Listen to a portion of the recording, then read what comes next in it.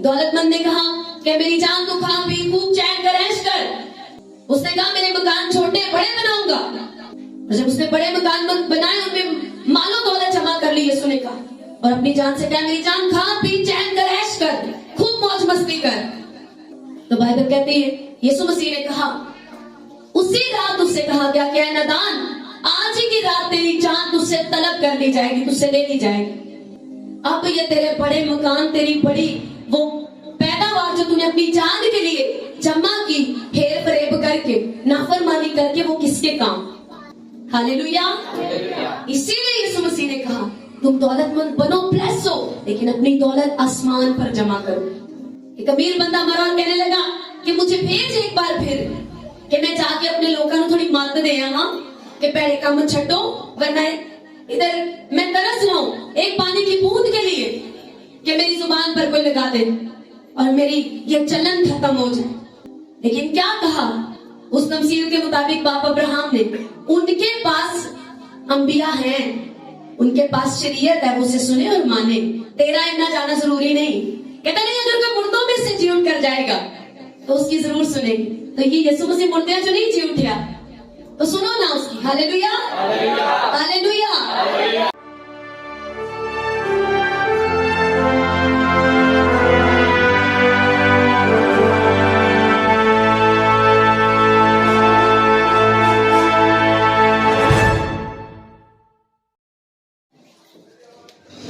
Bible में ज़बूर में कई बार आपने ये सुना है कि खुदा ने अपने हर नाम से ज्यादा किसको इज्जत दी है? अपने कलाम को। और उसके कलाम ही तो हमारे कवानीन है, उसके कलाम ही तो हमारे लिए हुक्म है। उसने अपने हर नाम से ज्यादा अपने कलाम को ऑनर दिया है, इज्जत दी है अपने हर एक नाम से ज्यादा। निकालो मत्ती की इंजील उसका 19 बाब और देखो यहाँ पर 16 आयत में वो शख्स क्या कहता है। और देखो एक शख्स ने पास आकर उससे कहा, ए उस्ताद मैं कौन सी नेकी करूं ताकि हमेशा की जिंदगी पाऊं? उसने उससे कहा कि तू मुझसे नेकी की बाबत क्यों पूछता है? नेक तो एक ही है, लेकिन अगर तू जिंदगी में दाखिल होना चाहता है तो हुक्मों पर अमल कर। हाँ, वो भी आज के क्रिश्चियन की तरह बड़ा होशियार था। उसने आगे से अपनी होशियारी दिखाई। उसने उससे कहा कौन से हुक्मों पर? हालेलुया। क्या कहा? कौन से हुक्मों पर? यीशु ने कहा ये कि खून ना कर, ज़ना ना कर, चोरी ना कर, झूठी गवाही ना दे, अपने बाप की और माँ की इज्जत कर और अपने पड़ोसी से अपनी मानिद मोहब्बत रख। उस जवान ने उससे कहा मैंने इन सब पर अमल किया है, अब मुझ में किस बात की कमी है? यीशु ने उससे कहा अगर तू कामिल होना चाहता है तो जा अपना मालो असबाब बेच कर गरीबों को दे, तुझे आसमान पर खजाना मिलेगा और आकर मेरे पीछे हो ले। मगर वो जवान ये बात सुनकर गमगीन होकर चला गया क्योंकि बड़ा मालदार था। और यीशु ने अपने शागिर्दों से कहा मैं तुमसे सच कहता हूँ कि दौलतमंद का आसमान की बादशाही में दाखिल होना मुश्किल है। हालेलुया। और फिर तुमसे कहता हूँ कि ऊंट का सुई के नाके में से निकल जाना इससे आसान है कि दौलतमंद खुदा की बादशाही में दाखिल हो। आमीन। अब यहाँ पर कौन से दौलतमंद की बात हुई? क्या खुदा नहीं चाहता कि उसके लोग जमीन पर फाइनेंशियली स्ट्रांग हो, मजबूत हो, दौलतमंद हो? या अगर कोई क्रिश्चियन अमीर हो जाएगा तो इसका मतलब उसका बपतिस्मा, उसकी खिदमत, उसका सब कुछ बेकार है क्योंकि अब वो अमीर हो गया, अब वो बादशाही में नहीं जाएगा? ऐसा नहीं। क्या लिखा है? दौलतमंद का खुदा की बादशाही में जाना बहुत मुश्किल है। कौन से दौलतमंद का? जिसे अपनी दौलत से बड़ा प्यार है। क्योंकि ये शख्स जब यीशु ने उससे कहा कि जा तू जिंदगी में दाखिल होना चाहता है तो हुक्मों पर अमल कर, उसने कहा मैं कौन से हुक्मों पर? जब यीशु ने कहा ज़ना न करना, चोरी न करना, खून न करना, झूठी गवाही न देना, अपने बाप की और माँ की इज्जत करना, अपने पड़ोसी से अपनी मानित प्यार करना, कहता इन पर तो मैं चलता ही आया हूं बचपन से। अब मुझ में किस बात की कमी? एक बड़ी कमी थी उसमें। क्या? उसे दौलत से प्यार था और उसे लगता था कि शायद ये हुक्म नहीं है, दौलत से प्यार ना करना भी एक हुक्म है, क्योंकि बाइबल कहती है अगर तुम दौलत से प्यार करते हो तो खुदा से प्यार नहीं कर सकते। लेकिन इसका मतलब ये नहीं कि खुदा आपको फाइनेंशियली, कारोबार में, रोजगार में ब्लेस्ड नहीं देखना चाहता, ऐसा नहीं। उससे इतना प्यार था कि जब उसे खुदावन ने कहा कि जा अपना माल और अस्बाब बेचकर गरीबों को दे, तो वो गमगीन होकर चला गया, क्योंकि उसे दौलत से, हुक्म से ज्यादा दौलत से प्यार था। कितनों को समझ आ रही है? यीशु ने उसे कमांड किया, जा अगर तू ये करता है तो तू कामिल हो जाएगा। एक बात की तुझ में कमी है कि तुझे अपनी दौलत से बड़ा प्यार है। तू पैसा नहीं लगाता, तू चोरी नहीं कर रहा, जनाकारी में नहीं है, झूठी गवाही नहीं दे रहा, माँ बाप की इज्जत कर रहा है, पर तू खुदा की बादशाही के लिए सपोर्ट नहीं करता, गरीबों को हेल्प नहीं करता, किसी की मदद नहीं करता। हालेलुया। तू रूह को जीतने के लिए कुछ नहीं करता, ये तुझ में बड़ी कमी है। जा ये कर और तू कामिल हो जाएगा, और मेरा पीछा कर, तुझे आसमान पर बादशाही मिलेगी। खुदावन ने उससे बात की, कलाम किया उससे, जा ये कर, और उसने ये करना ना चाहा, गमगीन होकर वहां से चला गया। क्यों? क्योंकि उसे अपनी दौलत से प्यार था। तो यीशु मसीह ने इसलिए यहाँ पर कहा कि दौलतमंद का, यानी इस तरह के दौलतमंदों का आसमान की बादशाही में जाना इम्पॉसिबल है। कितनों को समझ आ रही? बहुत मुश्किल लगता है, कैसे मेहनत की कमाई किसी की मदद में दे दे। बाइबल कहती है कि जब तू किसी को कर्ज दे तो इस उम्मीद से नहीं देना, पहले कहते ना रोना ना पादी देगा कदों, तुम इस गर्ज से देना कि बस आपने हेल्प कर दी। हालेलुया। तुम वापस लेने की उम्मीद रख के कर्ज ना देना, कि एक क्रिश्चियन के लिए, रियल क्रिश्चियन की निशानी। हालेलुया। कितनों को समझ आए? इसीलिए क्रिश्चियन बनना एक बहुत बड़ा प्रोजेक्ट है। क्रिश्चियन घर में पैदा हो जाना, नाम के शनाख्ती कार्ड पे लिख लेना, या एक और बड़ी भूल में आ जाना कि नहीं मैं बपतिस्मा लिया है। जब तक आप उस इंसानियत में इंटर नहीं करते जो देने यीशु मसीह आपको आया, और उस लिबास को नहीं पहनते, आप बादशाह में नहीं जा सकते।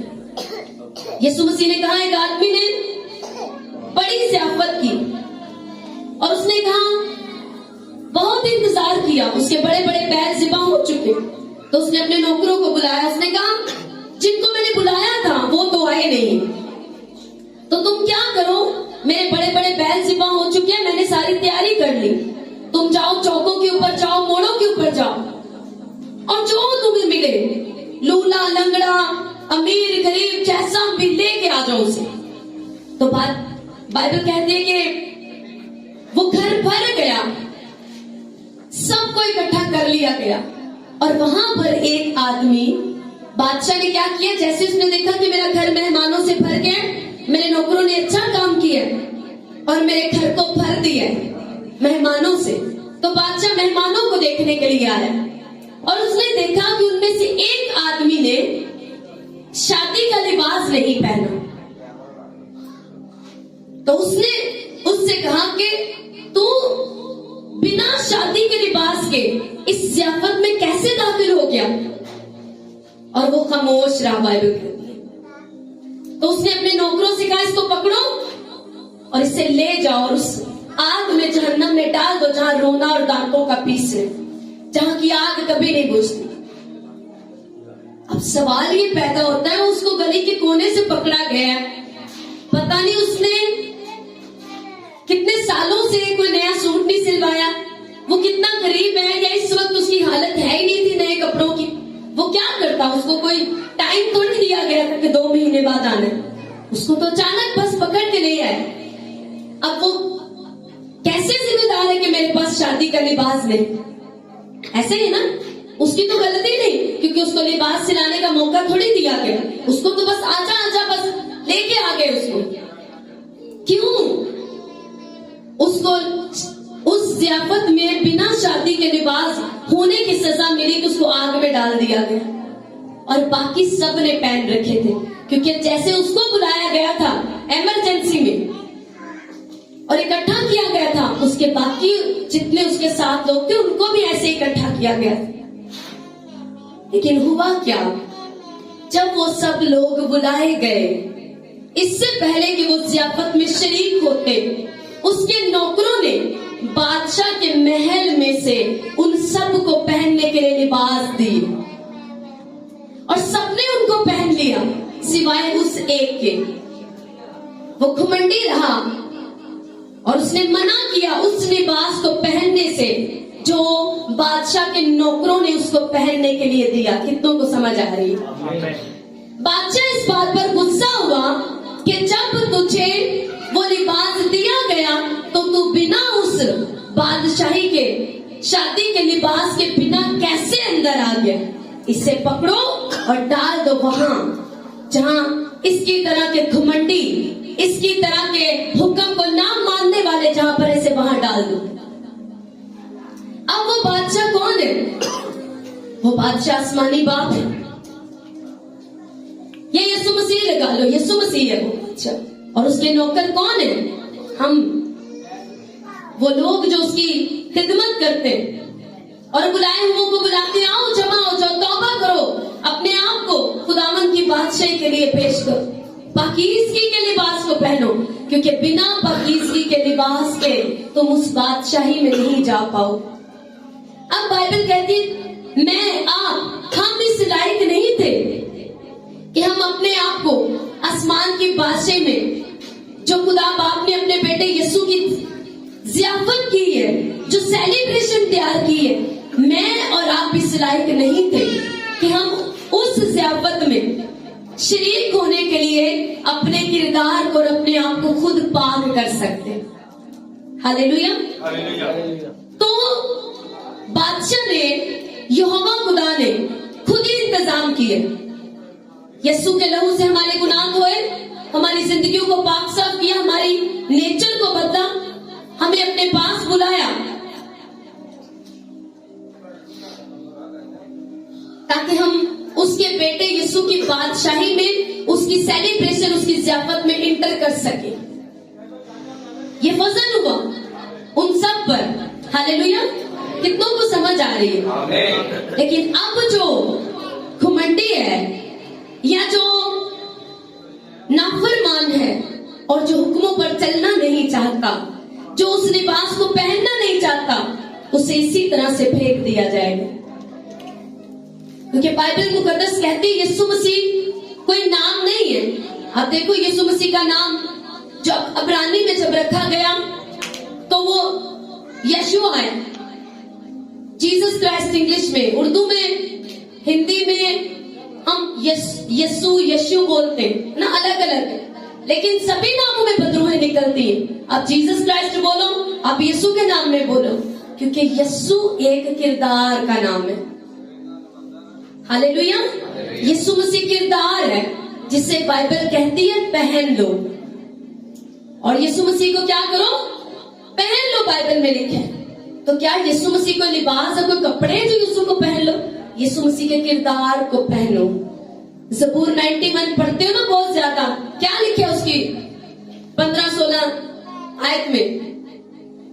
उसने जो मुझसे दिल लगाया इसलिए मैं उसे छुड़ाऊंगा। हम कहते हैं खुदा मुझे छुड़ा, मुझे आजाद कर। कहते हैं मैं उससे छुड़ाऊंगा जिसने मुझसे दिल लगाया। मैं उससे छुड़ाऊंगा, हर किसी को नहीं। मैं उससे छुड़ाऊंगा क्योंकि उसने मुझसे दिल लगाया है।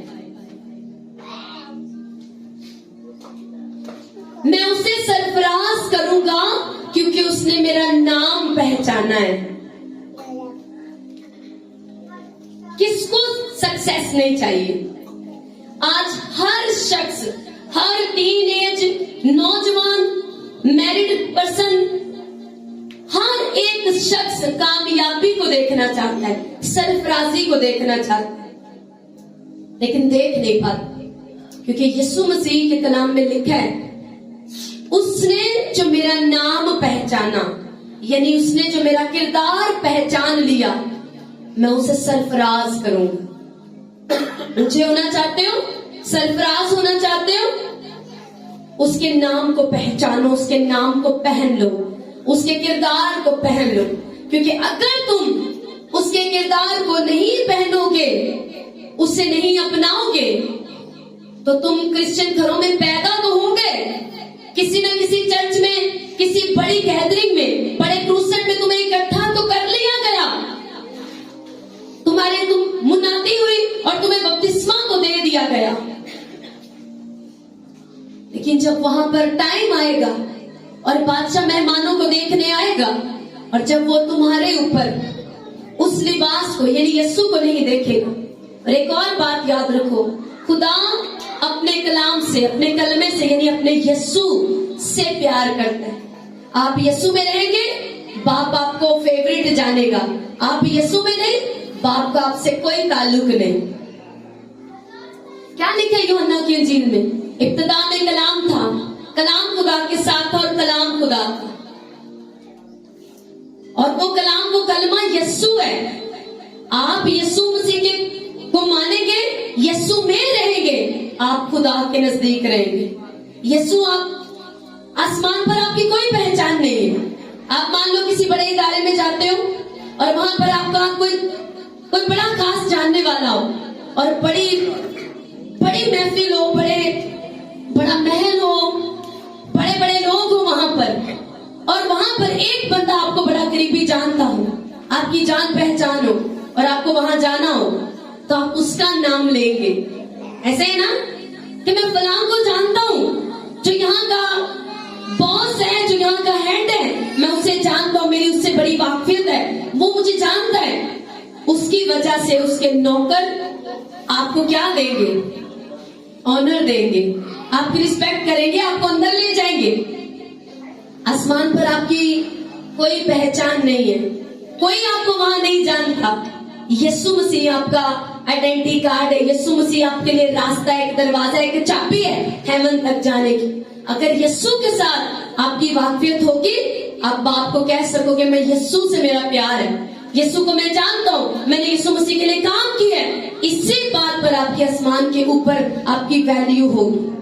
आपको जाना जाएगा कि आप यीशु के खादिम, आपने यीशु के नाम को ऊंचा किया है, आपने यीशु के लिए काम किया है, आपने जमीन के ऊपर और अपनी जिंदगी में यीशु को बादशाह माने। कितनों को समझ आ रही?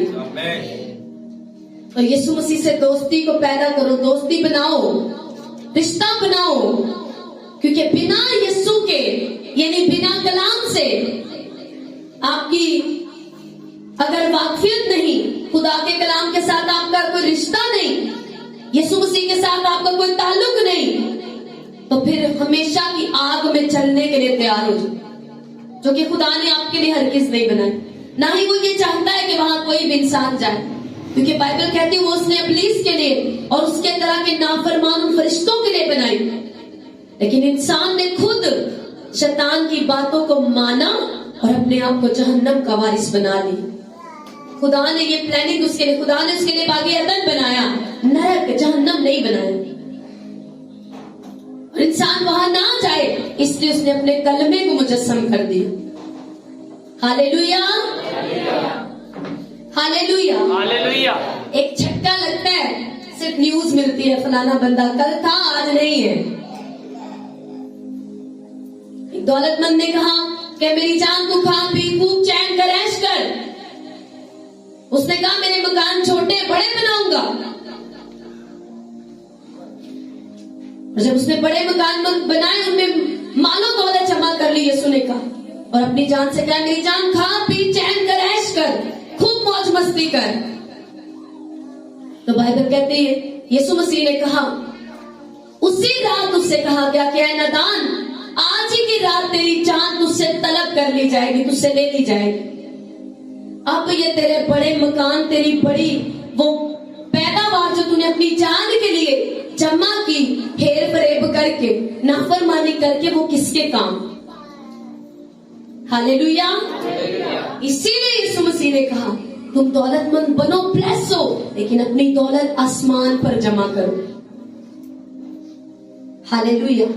कितनों को समझ आ रही? अपना टाइम आसमान पर जमा करो। जितना टाइम आप प्रेयर में गुजारते हो, बाइबल रीडिंग में गुजारते हो, वो ऊपर जमा हो रहा है। जितना आप खुदा की बादशाही के कामों के लिए अपने पैसे को देते हो वो जमा हो रहा है, आपको उसका अजर मिलेगा। हालेलुया। कितनों को समझ आ रही है? हालेलुया। तो कोई नेकी काम नहीं आती अगर आप हुक्मों पर नहीं चलते। आप हुक्मों पर चलते तो नेकी करना भी तो एक हुक्म। लेकिन अगर अकेली नेकी करके, जो गैर कौमें भी करती है, लेकिन क्या वो नेकी करके इतनी चैरिटी करते हैं जितने कई क्रिश्चियंस करते ही नहीं है, पर वो जमीन पर ब्लेस्ड हैं, पर आसमान की बादशाह के वारिस नहीं होगी।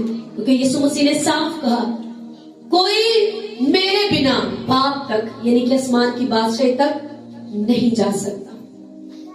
मैं ही राह हूं, मैं ही हक हूं, सच्चाई हूं, मैं ही जिंदगी। Hallelujah, hallelujah, hallelujah. तो जितने बहन भाई नौजवान बैठे हैं, यीशु मसीह को अपना दोस्त बनाओ, यीशु मसीह को अपनी जिंदगी का बादशाह बनाओ, यीशु मसीह को अपना बॉयफ्रेंड, अपनी गर्लफ्रेंड बना के देखो। हालेलुया। खुदावन ने सख्ती से मना किया है कि तू अपनी अकल पर भरोसा नहीं करना। हालेलुया। अगर आप 3 बाप को पढ़े मिसाल में तो वहां लिखे, तो अपने फहम पर यानी अपनी अकल पर तकिया ना करना, भरोसा नहीं करना कि मैं बड़ा टैलेंटेड हूं, मैं बिना खुदा के भी कामयाब हो सकता हूं, सब ओके, मैं कर सकता हूं, और इनसे कोई फर्क नहीं है। बोर काम है, ये पादरी लोगों का काम है, ये बपतिस्मे वाला को काम है, हमारी बहनों का काम है, ये अम्मी का काम है, हस्बैंड की, मेरी वाइफ का काम है बाइबल पढ़ना। या वो कहे कि वो पादरी है, वो बाइबल पढ़े, उसने कलाम सुनाना, मैंने थोड़ी सुनाना है। तो बाइबल कहती है कि तू अपनी अकल पर तकिया ना कर, अपने दिमाग की चालाकियां जो कलाम के खिलाफ हम चलाते हैं ना, कई बार ओवर अच्छे बन के किसी की मदद नहीं फलाने दी बाइबल भी तो कहती है मदद करो, बाइबल कहती है मदद करो, लेकिन खुदा के हुक्म को तोड़ के मदद तुम्हारी जान भी ले लेगी। तो ये अपनी अकल है कि किसी की हामी वो अगले का भला होएगा, लोन पे सिर्फ साइन ही तो करने हैं, मैंने उसका भला हो जाए, उसका कर्ज उतर जाए। हालेलुया। तो बस ये लिखना है कि आपके घर में किराए पे रहते हैं, या ये कह ले कि ये आपने किया, कुछ भी ऐसा, तो क्या हुआ, वो झूठी गवाही हो गई। पर आप कर क्या रहे हैं, किसी की नहीं समझ आ रही, मदद कर रहे, पर कर झूठ रहे, झूठी गवाही दे रहे, खुदा का हुक्म तोड़ रहे। तो ये अपनी अकल है। बाइबल कहती है तो अपनी अकल पर भरोसा ना करना, अपने फहम पर तकिया ना करना। हालेलुया। बल्कि 5 बाब की पहली ही आयत में लिखा है, ऐ मेरे बेटे मेरी हिकमत पर तवज्जो कर, मेरे फहम पर कान लगा। ये मेरा पूरे का पूरा कलाम फहम से और हिकमत से और तनाई से भरा है, तू इस पर कान लगा। Hallelujah, hallelujah. ऐ मेरे बेटे अपनी हिकमत पर नहीं बल्कि मेरी हिकमत पर तवज्जो कर, ताकि तू तमीज को महफूज रखे जिसकी आज बेहद कमी। हालेलुया।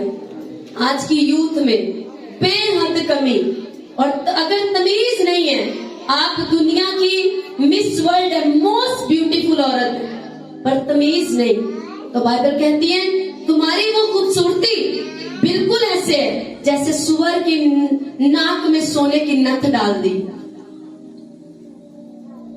और आप बहुत खूबसूरत नौजवान हैं, पर हैं बदतमीज, तो आपकी वो खूबसूरती किसी काम की नहीं।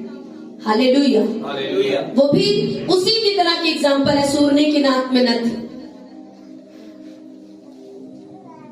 तमीज आपकी पर्सनैलिटी को 4 चांद कहते हैं ना, वो लगाती है, आपका ऑनर बढ़ाती है, आप कहर को ठंडा करती। सुनो, ताकि तू तमीज को महफूज रखे और तेरे लब इल्म के यानी कि नॉलेज के, खुदा के कलाम की, हिकमत की उन बातों के निगहबान हो।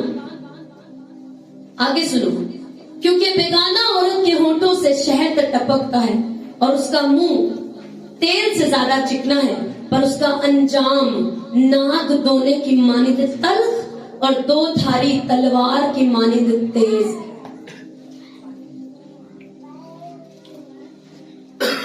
बेगाना औरत के होठों से, उसकी उन मीठी मीठी बातों से क्या टपकता है? शहद टपकता है। वो बातें बड़ी स्वीट लगती हैं, पर उनका अंजाम कहते हैं नाग दोने से ज्यादा कड़वा और तल्ख है। हालेलुया। उसके पांव मौत की तरफ जाते हैं। किसके? सनाकार के। उसके कदम पताल तक पहुंचते हैं। सो उसे जिंदगी का हमवार रास्ता नहीं मिलता। उसकी राहें बेठिकाना है। वो बेठिकाना है, पर वो बेखबर है। इसलिए मेरे बेटों, मेरी सुनो और मेरे मुंह की बातों से बरगश्ता ना हो। उस औरत से अपनी राह दूर रख और उसके घर के दरवाजा के पास भी न जाना। खुदा रूह है। आमीन। आप क्या है? आप खुदा की सूरत पर हैं। आपको मालूम है आप भी रूह हैं और बदन भी है। हालेलुया। आप रूह भी हैं और बदन भी है। यानी कि एक वो लाइफ है जो स्पिरिचुअली आप जीते हैं ताकि आपकी रूह मजबूत हो रही है। लेकिन वो रूह मजबूत कैसे होती है? जब आप फिजिकली यानी कि इस जिस्म के ऊपर, अपने बदन में, अपनी जिंदगी में खुदा के कलाम पर चलते हैं, इस जिस्म को बदी से, नापाकी से, गंदगी से रोकते हैं, आपकी रूह मजबूत होती है। आपका रिश्ता मजबूत होता है खुदा के साथ। कितने लोग यूसुफ को जानते हैं? यूसुफ खुदा के रूह से भरा हुआ आदमी था। एक नौजवान टीनेज का लड़का। तो बाइबल कहती है कि उसे जब उसके भाइयों ने कड़े में डाल दिया और वहां से जब उसको बेच दिया गया, मिस्र ले गए, तो एक पोतीफर नाम का आदमी उसने उसे खरीद लिया। पहले गुलाम खरीदे जाते थे, तो सैलरी पे सर्वेंट रखते हैं ना, तब गुलाम ही खरीद लिया जाता और नस्लों तक वो उसी का रहता था। वहीं पर उसकी शादी होती, वहीं पे बच्चे, आगे से बच्चे गुलाम, पूरी जनरेशन खरीद लेते थे। हालेलुया। तो उसे खरीद लिया गया है गुलाम होने के लिए। अब पोतीफर ने जैसे देखा कि ये तो बड़ा नौजवान अच्छा है, जिस भी काम में इसको भेजता हूँ इतना परफेक्ट करता है, इतना अच्छा करता है। वहां से बाद में रिस्पांस आता है, बिजनेस अच्छा हो गया है, फसलों में भेजता हूँ तो फसलें अच्छी हो गई हैं, लोग अच्छे मिलने लगे। जब से ये आया है कहते हैं हर तो ब्लेसिंग से ब्लेसिंग आ गई। तो उसने क्या किया? उसको मालूम हुआ कि जिस खुदा की इबादत करता है वो खुदा का जीता जागता हाथ इसके ऊपर है। वो मान गया गैर कौम का बंदा। तो उसने क्या किया? उसने उसे अपने पूरे घर का मुख्तार बना दिया। हालेलुया। तो बाइबल कहती है कि उसकी जो बीवी थी वो यूसुफ की जवानी के ऊपर फिदा हो गई। लेकिन उस यूसुफ को गिराने के लिए उसके मालिक की बीवी में शैतान आया। अब ध्यान से सुनो।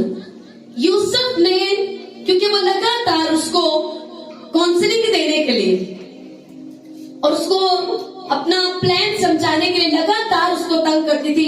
कुछ नहीं होगा, ये कर देंगे, हम ऐसा कर लेंगे, सबूत खत्म कर देंगे, बहुत से चक्कर वो चलाती रही। लेकिन एक दिन वो उसके साथ जबरदस्ती करने लगी कि नहीं तो मेरे साथ जनाकारी कर, तो मेरे साथ सोएगा। तो बाइबल कहती वहां पर यूसुफ ने अपनी स्पिरिचुअलिटी को नहीं झाड़ा। कितनों को समझ आ रहा? यूसुफ को मालूम था कि बेशक मैं एक रूहानी शख्स हूं, मैं शरीर में भी हूं, मैं बॉडी में भी हूं, तो मुझे अभी यहां से भागना होगा।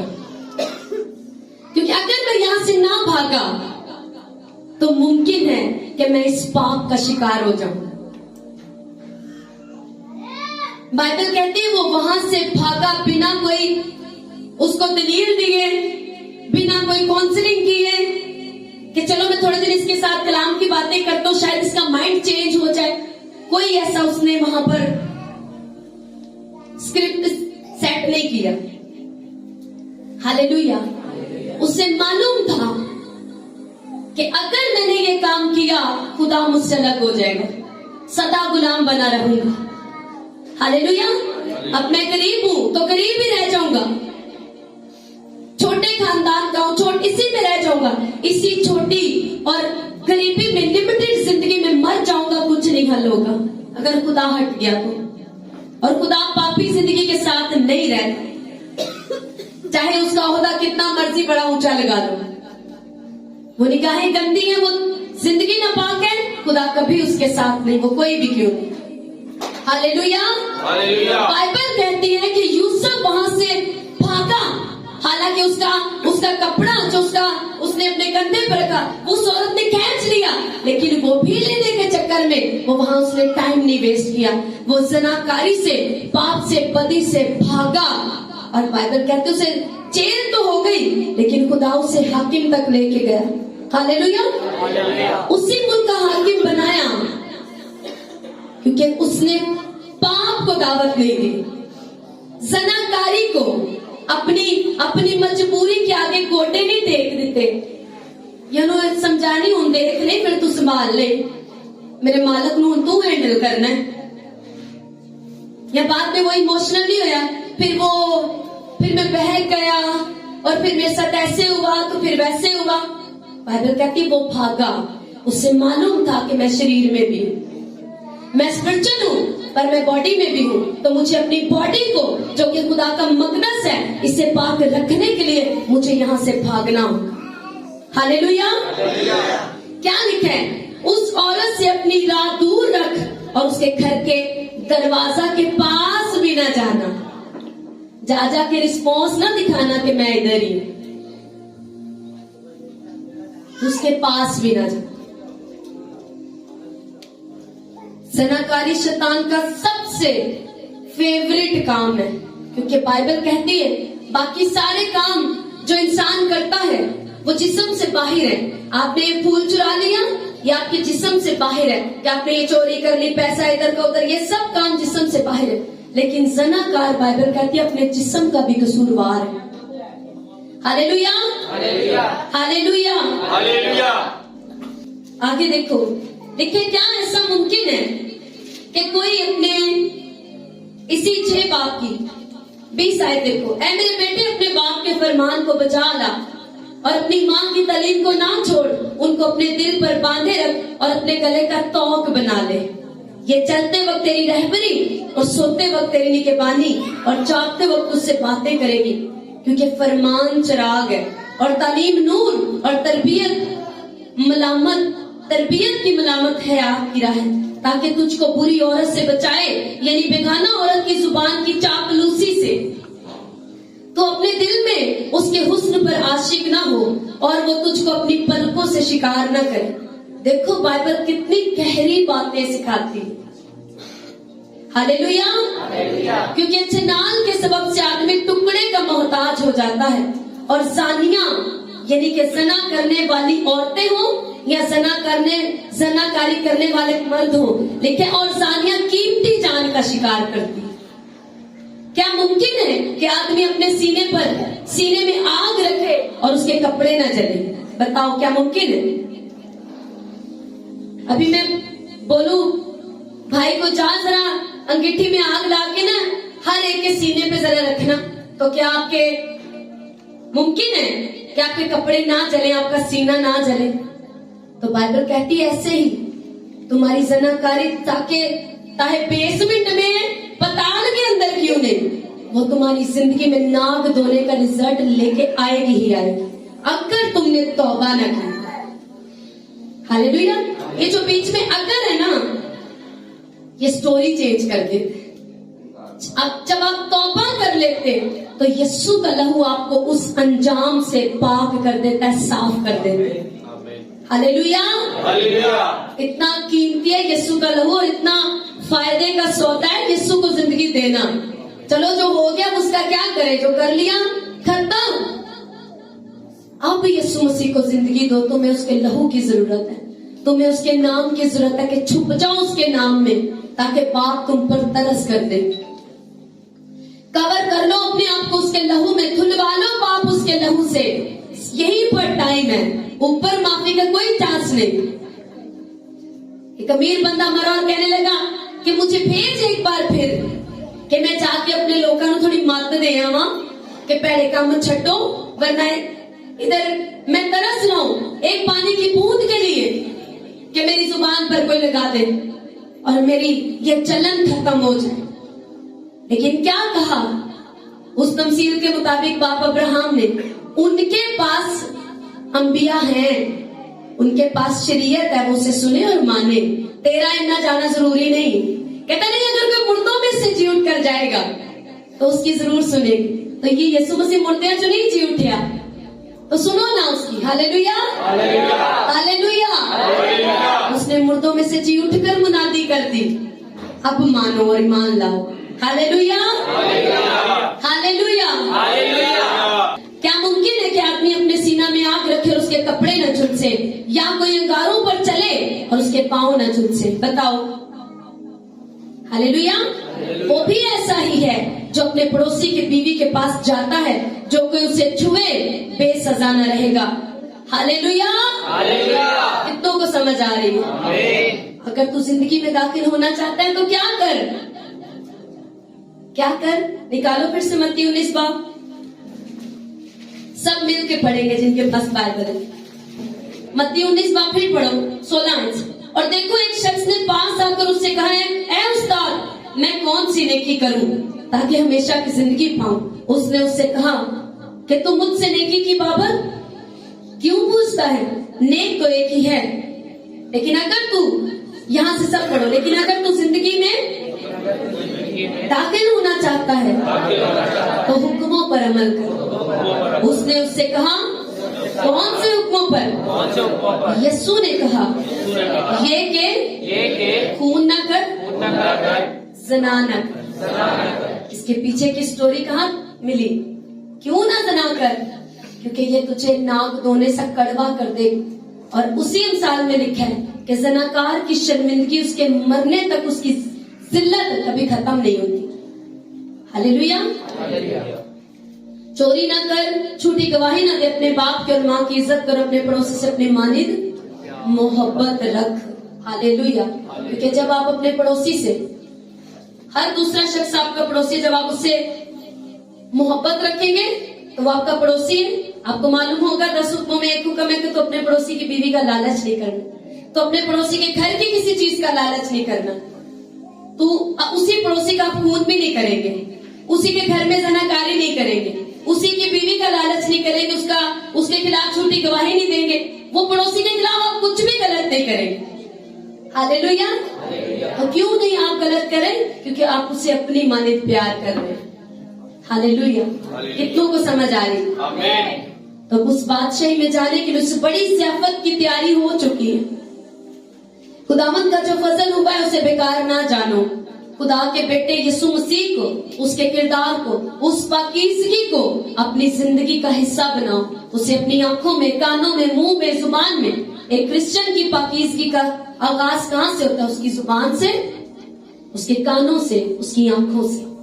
क्योंकि यहीं से, कानों से बदरूहें अंदर दिल में जाती हैं, आंखों से जनाकारी की बदरूहें लालच के अंदर जाती हैं, जुबान से जब आप उन लफ्जों को बोल देते हैं तो वो काम करना शुरू हो जाता। जब आंखों और कानों से बदरूहें अंदर जाती हैं तो जुबान उनको फिर बोलती है और यूं आपके लिए काम शुरू हो जाता है तबाही का। Hallelujah, hallelujah, hallelujah, hallelujah. अपने हाथों को उठा के अपनी आंखों को बंद करो, खुदावंद का थैंक्स करो उसके कलाम के लिए।